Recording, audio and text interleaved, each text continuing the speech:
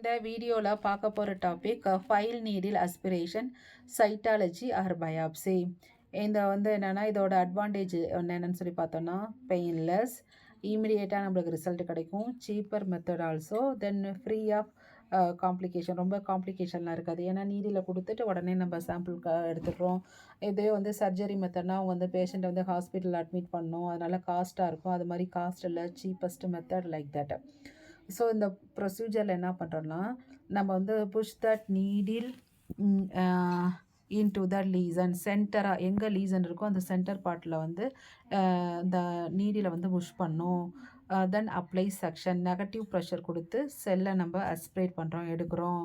Move the needle. Okay, so here move that needle back and forth within that lesion, அதாவது backward forward டைரக்ஷனில் மாற்றணும். By this way decreasing the blood aspiration. அது மாதிரி backward forward கொடுக்குறதுனால blood வராமல் நம்மளுக்கு large amount of cells வரதுக்கு வாய்ப்பு இருக்குது. So then including large cell அஸ்பிரேட்.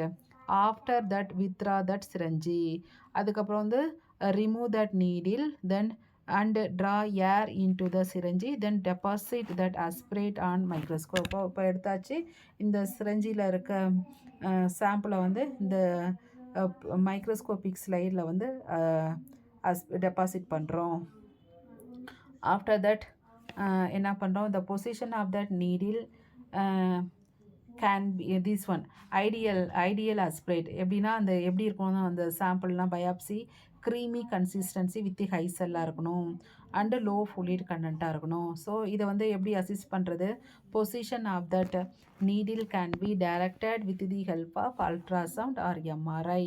இதில் என்னென்ன சாம்பிள்லாம் எடுக்கலாம்னா enlarged lymph node, salivary gland swelling, bone and soft tissue lesion, இதெல்லாம் எடுக்கலாம்.